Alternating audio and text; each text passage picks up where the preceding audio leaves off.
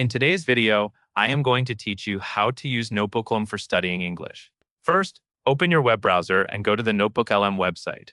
Once the page loads, you will land on the main dashboard. This is where you create and manage your notebooks, so it is a good place to start when you want to study a new topic or practice a new English skill.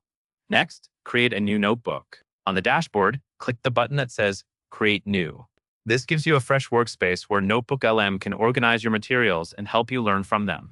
Think of a notebook as a study folder that also includes a built-in assistant. After that, upload your sources. A pop-up window will appear, and you can choose what you want to learn from.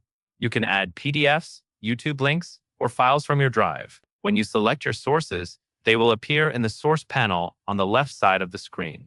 These sources are important because Notebooklm will base its answers on them, which helps you stay focused on real, relevant English input. For English study, choose materials like short articles, lesson PDFs, transcripts, or videos with clear speaking. Now it is time to analyze what you uploaded. Go to the chat panel in the center, type a question about the content, or ask for help understanding vocabulary, grammar patterns, or key ideas. Notebooklm will respond with an answer that includes clickable citations. Those citations let you jump back to the exact place in your sources, which is useful for checking meaning, reviewing context, and learning how words and phrases are used naturally. Next, generate study outputs using the Studio panel on the right. Click Audio Overview to hear a spoken summary, which is great for listening practice. Click Slide Deck to turn the material into a visual study set, or choose Video Overview for a quick presentation-style recap.